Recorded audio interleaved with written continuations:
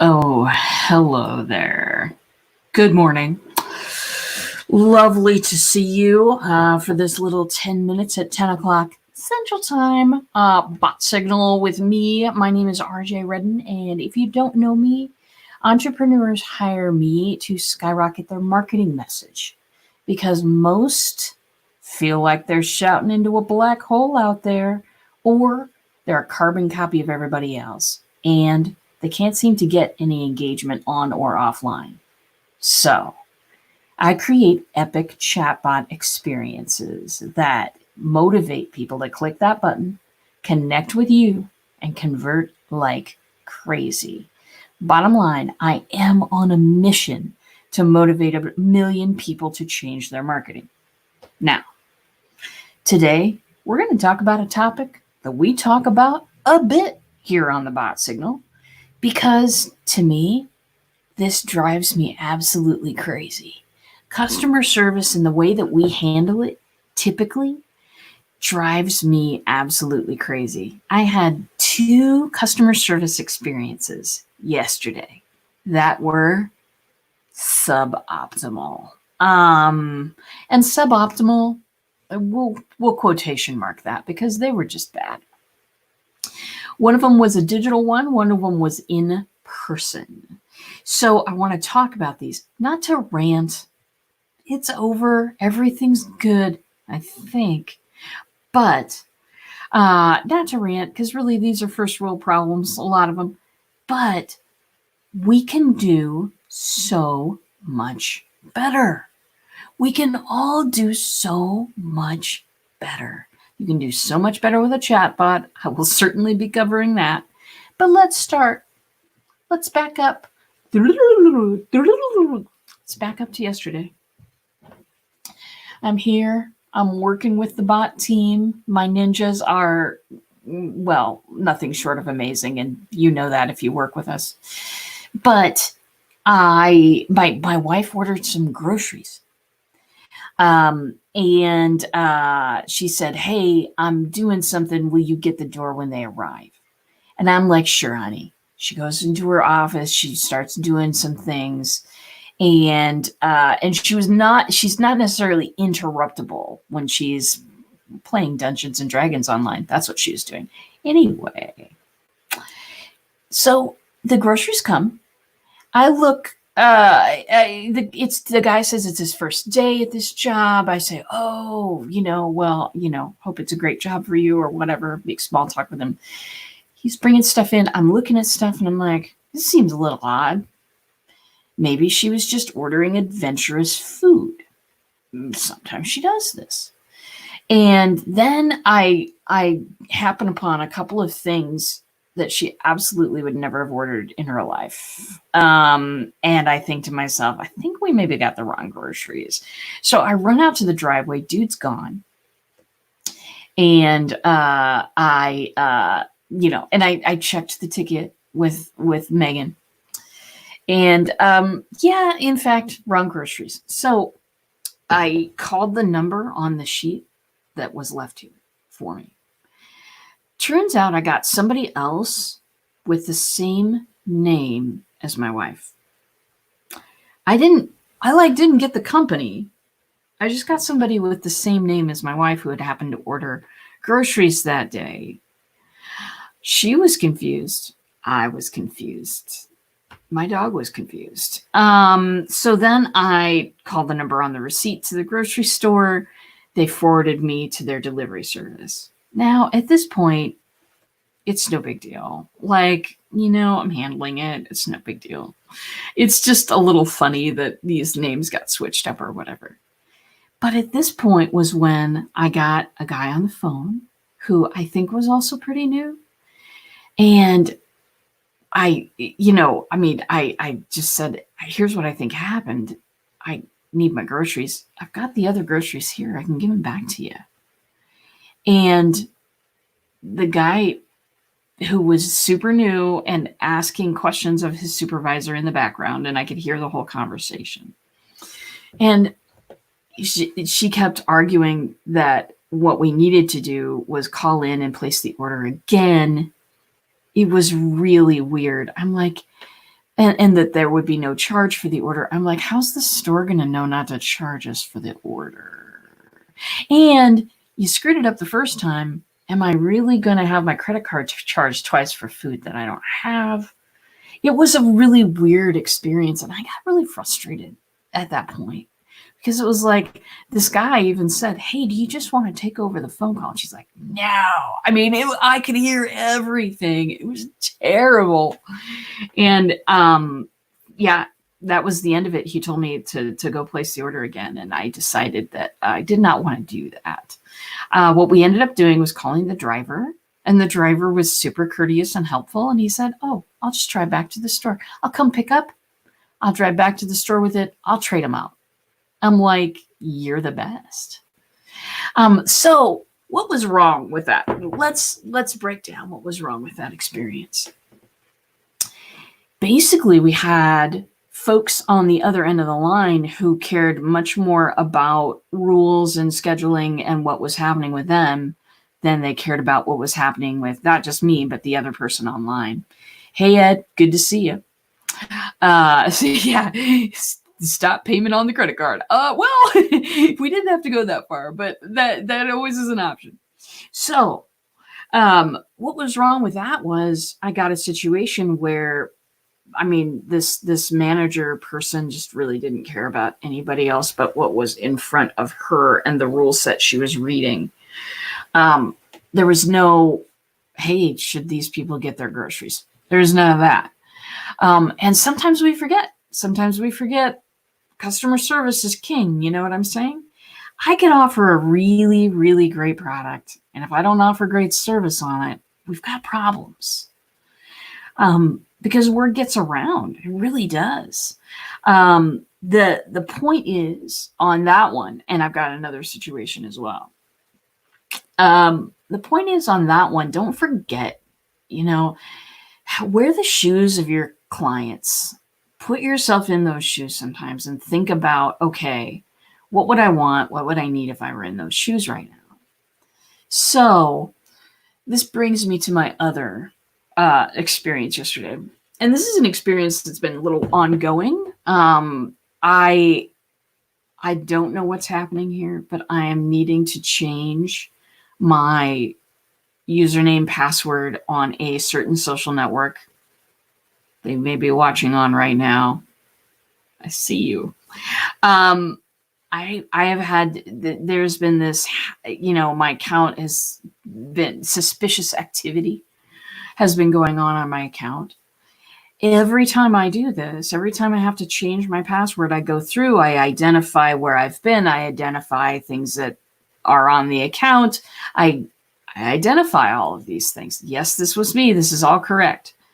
And then I try to log in from a phone or a peripheral device, and boom, I put through all the same thing all again.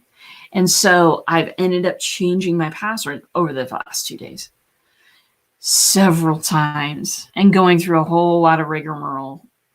And it's really, they're trying to protect me. I don't know if it's something the algorithm has tripped or what. And I'm grateful because I need my social accounts to be secure. Everybody does. But really, the process that I'm put through and the fact that there's nobody saying, "Hey, this is what's happening. Is this you?" When there's a suspicious charge on a credit card, they'll reject it. They will text you in minutes. They'll say, "Hey," at least mine do, is this you?" We actually caught somebody who had gotten into my bank account a couple weeks ago, in minutes. There are better ways. There are better ways to let people know. And if you don't stop and think about how you're serving people sometimes, then it really is useless. In fact, it just frustrates your users. Chatbots have a history, some chatbots do, of frustrating their users. I've been doing shows about chatbots for a couple of years now, and I've had all kinds of people say, "I tried to ask this chatbot a question, And boom, I got nothing. I tried to ask this chatbot, I registered for a webinar and then I had a specific question and I chatted in and nothing. And I understand. ManyChat is not really set up. Talking as a builder here, this may be geek speak for some of you, but it's not really set up to take questions during a flow, what they call a flow of conversation. Meaning that in normal conversation, Ed, I could be talking to you. You're talking, I'm talking, I've got my plan, and then you interrupt with a question and go, but I don't understand this part. And I need to clarify that, or I need to move on to a different point. I need to basically take a little section out of the conversation, answer the question you just asked me, and then move on with the conversation with you, Ed. That's what needs to happen. That's a conversational mechanism that is not built into most chatbot builders because they're expecting what the machine expects, the machine expects. And if you ask a question in the middle of that, it's just not going to answer you. That is not a great experience for people. Just like these experiences that I had yesterday with customer service, it's not a great way to serve your people. So, of course, I have a little demo. You know I do. We've been building customer service stuff. Oh, let me read. Algorithms need to go away. I'm tired of ads and crap I don't want to see. I'm with you. Algorithms do need to go away. And I've been spending a lot less time on social networks lately just to check to see what's happening. I don't have that time in the first place, and most of it is useless to me. I began to really look at it from a perspective of what is useful to me, and a lot of social networking is not. So I've been spending a lot less time on Facebook these days. Anyway, I'm getting distracted. So built an example, and this is a little example that we have put on BoobyBot, if you're familiar. If you're not, and you have bras and you'd like to throw them away, text boobies to 555-888. I want to show you something here. That what we have done is we've built some questions into the bot that will, there we go, boop. There's my friend Lori. Lori, if you're watching, love you. So we've built in a separate chatbot landing page that is there to answer questions. If people have questions, these questions are built into artificial intelligence. And if these questions are asked on the regular page, the bot will pick up and answer that question. So here we are. We've got Goody. Hopefully I can help. Please share your question below. I'm just going to do how is shipping handled.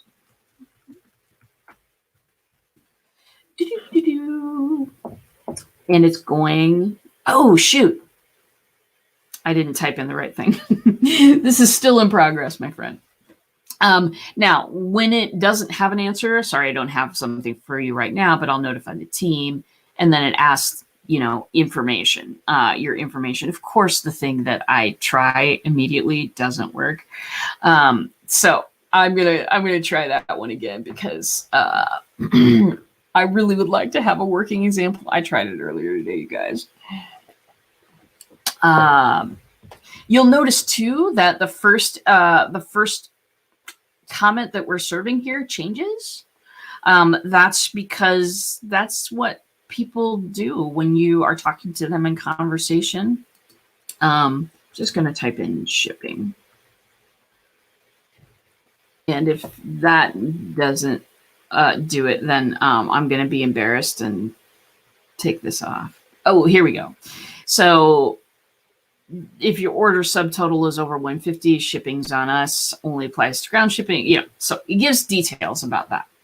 And you can either kind of go back to the normal menu, or you can ask another question. So just to show you kind of what's going on in this world of chatbots, we're really trying to capture what's going on with people, how they're asking questions. Now, the one that I asked formerly, how is shipping handled?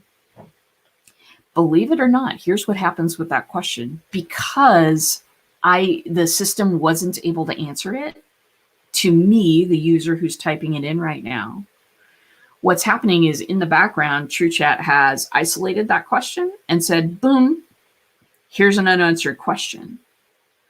It collects everything that can't be answered. And that helps us determine over time, of course, who's asking what and how are they asking things. And then what we do is we hook the question up, the unanswered question up, we hook it up with the right answer if we have it, or we create another answer and hook it up. So the very next time somebody types in exactly what I typed a few minutes ago, got to give the humans some time to work. But then that will come out with the right answer, if that makes sense. I realize we got a little geeky today. Sometimes this happens, but I wanted to show you that we're working really, really hard to make customer service a great experience, to make it so that it's not this getting bounced and bounced and bounced. On digital products, we're very, very used to this. Try to find an answer on Google right now. I mean, try to find an answer about a Google product right now. You're going to get served a knowledge base. You're going to get served, you're just going to get served a whole bunch of stuff to look through, which may or may not answer your question. And none of it really, there are times that I just get frustrated with looking at all of that digital material and having to look through it and going, you know what, I'm working really hard here.